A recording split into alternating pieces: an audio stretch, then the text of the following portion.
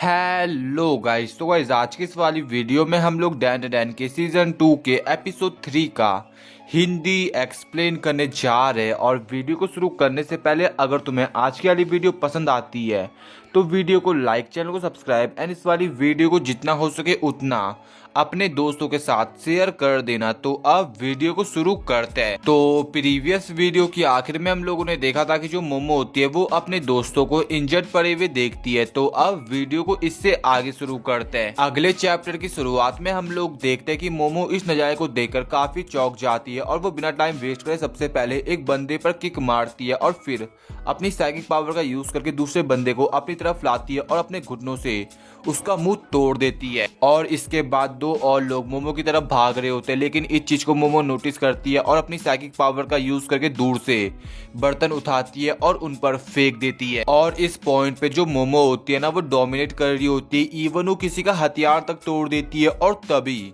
जो एक बंदा होता है वो मोमो को पीछे से ग्रैब कर लेता है और अपना लॉक लगा रहा होता है और देखकर लग रहा होता है कि जो मोमो है वो काफी ज्यादा स्ट्रगल कर रही है इस पॉइंट ऑफ टाइम पे। बट तभी कहानी में एक ट्विस्ट आता है, क्योंकि तभी उस बंदे के सामने टर्बो ग्रैनी आ जाती है, जो देखकर जो उसका पैर होता है वो एक बोतल पर लग जाता है जिससे वो नीचे गिर जाता है। और अब तुम सभी लोग यही चीज सोच रहे होगे कि जो टर्बो ग्रैनी है वो अचानक से आई क्यों। तो इसका रीजन यही है कि जो उस बंदे ने अयासे पर लॉक लगा रखा था उसका इम्पैक्ट टर्बो ग्रैनी पर ही पड़ रहा था और इसीलिए उसे ना चाहते हुए भी आना पड़ा सामने। और फिर अयासे टर्बो ग्रैनी को कहती है अगर तुम मेरे को अपना हाथ देना चाहती तो मेरी रियली में हेल्प हो जाएगी। तो टर्बो ग्रैनी बोलती है मैं यहाँ पे तुम्हारी हेल्प करने नहीं आई और ये लोग है कौन। तो अयासे जवाब देती है मैं कैसे जानूंगी। और अब जो वो बंदे होते हैं ना, जो वो लोग होते हैं, वो अयासे को शांत होने को बोलते हैं और उनसे दूर होने को कह रहे होते हैं, लेकिन अयासे चिल्लाते हुए उन्हें घर से बाहर निकलने को कहती है इसी वक्त। और अब उस जगह एक और बुढ़िया आती है जो कि अयासे पे एक किक दे मारते हैं जिससे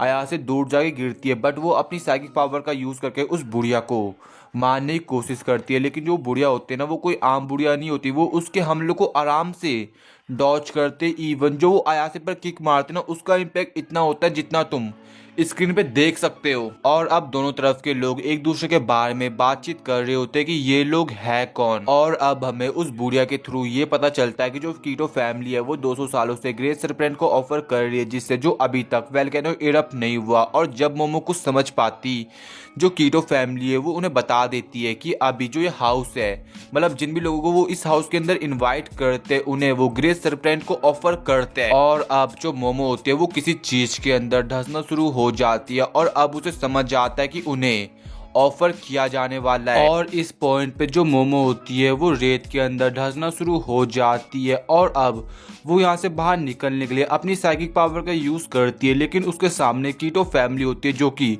उस पर अटैक कर देती है, जिससे जो मोमो होती है वो फिर से रेत के अंदर ही गिर जाती है। और कीटो फैमिली तो पूरा ठान रखा है कि चाहे कुछ भी हो जाए वो लोग मोमो को यहाँ से बाहर नहीं निकलने देंगे, वो लोग मोमो को ग्रेट सरपेंट को ऑफर करेंगे। और जब अयासे को कुछ समझ नहीं आ रहा होता तभी उधर ओकारुन और जीजी आते जो कि स्टूल से कुछ कीटो फैमिली के बंदों को मारते, जिससे वो लोग सैंड के अंदर गिर जाते हैं। और इस पॉइंट पे तुम अपने ओकारुन, जीजी और अयासे की सिचुएशन देख सकते हो। और जो ओकारुन होता है वो अयासे से हाथ मांग रहा होता है उसकी हेल्प करने के लिए, और अयासे उसे अपना हाथ दे भी देती है। और जब देख के लग रहा होता है कि जो ओकारुन है उसने अयासे को बचा दिया है, तभी कहानी में एक ट्विस्ट आता है। जो वो सैंड होती है ना वो सभी लोगों को अपनी तरफ नीचे की तरफ खींच रही होती है और अब सभी लोग नीचे की तरफ गिरना शुरू हो जाते हैं, गिर रहे होते हैं। और जो ओकारुन और अयासे होते हैं वो किसी बिल्डिंग के ऊपर गिरे हुए होते हैं और अयासे बोलती है ओकारुन क्या तुम ठीक हो। तो ओकारुन जवाब देता है यस समहाउ। और फिर अयासे की नजर उस जगह पड़ती है जहाँ से वो गिरे थे, जो देखकर वो चौंक जाती है और कहती है वेट,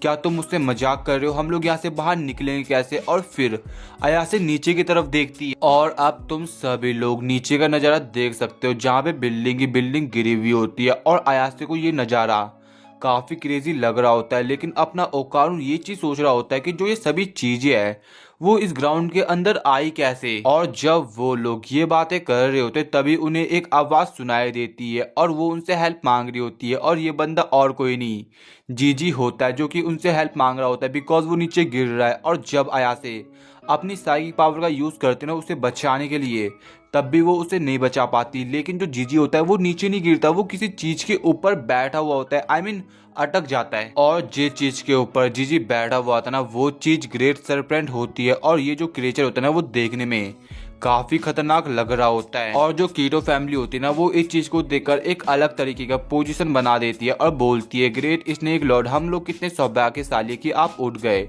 वीडा कीटो फैमिली आपके डूड। और गाइज अब तुम लोग सोच रहे होगे कि जो कीटो फैमिली है वो ऐसी पोजीशन क्यों बना रही है, तो ऐसा इसलिए क्योंकि उन्हें लगता है कि अगर वो ऐसी पोजीशन नहीं बनाएंगे तो जो ग्रेट स्नेक लॉर्ड है वो उन्हें खा जाएगा। और जो बुढ़िया होते हैं ना वो सीधे सीधे उस स्नेक को बोल देते हैं कि हमने इन तीनों को आपके लिए ऑफर किया है इसी ओकेजन के लिए, तो गलती मत करना। इन्हें कीटो फैमिली का मेंबर समझ के और उस स्नेक को देखकर ना वहाँ पे सभी लोग जो ओकान और उसके साथी होते हैं ना वो चौंके हुए होते हैं। और अब टर्बो ग्रैनी बोलती है डेट्स अ कुरोगारी और ये चीज अयासे के समझ में नहीं आती, लेकिन ओकानो अपनी बात को कंटिन्यू करता है इट्स अ मोनोगोलियन डेट वॉर्म। वे लोग कहते हैं कि ये लोग गोबी डेजर्ट में रहते हैं ए जाइंट मैन ईटिंग अर्थवर्म क्रिप्टाइड। जो सभी कहानियां है वो यही कहते हैं कि ये 1.5 से 2 मीटर लंबे होते हैं, लेकिन आज से पहले मैंने कभी भी इतने बड़े डेट वॉर्म के बारे में नहीं सुना। और अब ओकारुन इसी कंक्लूजन में आता है कि जो कीटो फैमिली उसे उस स्नेक को 200 सालों से ह्यूमंस को ऑफर कर रही है उसकी वजह से वो इतना बड़ा और भयानक बना है। और इसके बाद जो स्नेक होता है वो कीटो फैमिली पर अटैक करता है। कीटो फैमिली पे नहीं, वो रैंडमली अटैक करता है, जिस चीज को देखकर ना कीटो फैमिली इवन दो जो ओकारुन और उसके साथी होते हैं वो सभी लोग चौंक जाते हैं कि चल क्या रहा है यहाँ पे। और फिर हम लोग देखते हैं कि जो वो स्नेक है उसने घरों को चारों तरफ से जकड़ा हुआ है और जो ओकारुन और उसके साथी होते हैं वो उस स्नेक से बचने के लिए किसी रैंडम घर के अंदर घुस जाते हैं। और अब तुम देखने वाले हो कि जो ओकारुन और अयासे वो कितनी अजीब वियर्ड हरकतें करेंगे। और इसके बाद पता नहीं अपने ओकानो क्या होने लगता है, वो अचानक से जो उसके सामने खिड़की होती है वो उसे तोड़ देता है और फिर जीजी उसे रोकता है और बोलता है चिल्लाते हुए भाई तेरे को हो क्या गया, लेकिन ओकानो नहीं रुकता। एंड देन तभी जीजी को एक आवाज सुनाई देती है, कोई चीज उनकी तरफ आ रही है और वो समझ जाता है कि वो चीज क्या है, तो वो ओकारुन और अयासे को नीचे गिरा देता है। और जीजी ऐसा इसलिए करता है बिकॉज वो उन्हें स्नेक के अटैक से बचाना चाहता है और वो बच भी जाते हैं। और फिर उनके सामने एक कप गिरता है और उस कप के साउंड के थ्रू ही ना जो वो स्नेक होता है वो उसी जगह अटैक करता है जिस जगह वो कब गिरा हुआ था। और इस चीज को देखकर ना अब जीजी ये चीज रियलाइज करता है कि जो वो स्नेक है वो साउंड के थ्रू ही बता सकता है कि वे लोग कहाँ पर है, लेकिन वो वॉइस पर कोई भी रिएक्ट नहीं कर सकता, जिसका मतलब यही होता है कि वो घर के अंदर जो साउंड आ रही है वो उन्हें उठा रहा है और उसके थ्रू अटैक्स कर रहा है। और इसके बाद हम लोग देखते हैं ओकान को जो कि अभी तक नहीं रुकता, वो एक सीजर उठाता है और खुद को उससे मारने की कोशिश करता है, लेकिन सही वक्त में जीजी उसे बचा देता है और बोलता है भाई तू क्या कर रहा है, तो ओकान चिल्लाते हुए कहता है मेरे को मरने दो।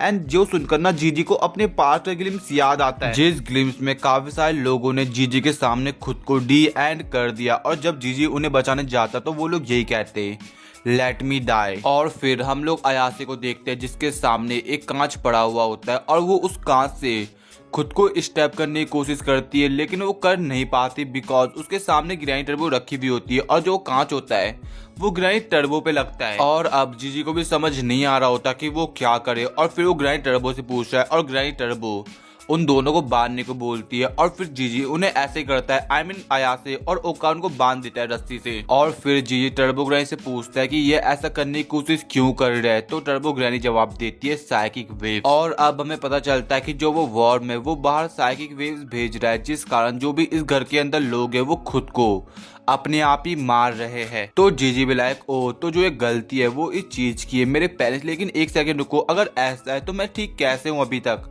तो टर्बो ग्रैनी बोलती है तुमने अभी तक नोटिस नहीं किया, लेकिन तभी जीजी की नजर पीछे पड़ती है जहाँ पर मोमो अपनी साइकिक पावर का यूज करके जो कांच होते हैं आसपास उन्हें उठा के जीजी पर हमला करती है और जो वो वॉर्म होता है वो उन्हीं के पास होता है, जिसका मतलब ये होता है कि इस पॉइंट पे जो वॉर्म है उसकी पावर पीक लेवल पर है। और अब अयासे फिर से खुद को हर्ट करना शुरू कर देती है, लेकिन उसे बचाने के लिए जीजी जो अटैक उस पे आने वाला था जो अटैक वो खुद पे करने वाली थी उसी अटैक को ले लेता है। और अब बंदा पकड़ता है अयासे ओकारुन और ग्रैनी टर्बो को और तेजी से भागना शुरू कर देता है और जितने भी स्नेक के अटैक आ रहे थे उनको डॉज कर रहा होता है। और उसके सामने एक दरवाजा होता है और जब वो उस दरवाजे को पार करता है तो उसके सामने काफी सारे रूम आ जाते हैं और काफी सारी सीढ़ियां होती है, लेकिन अचानक से बंदे का पैर फिसलता है और वो नीचे गिर जाता है। लेकिन अभी भी जीजी हार नहीं मानता और जब वो ऊपर की तरफ देखता है तो वो देखता है कि जो जीजी आई मीन ओकान और अयास है वो फिर से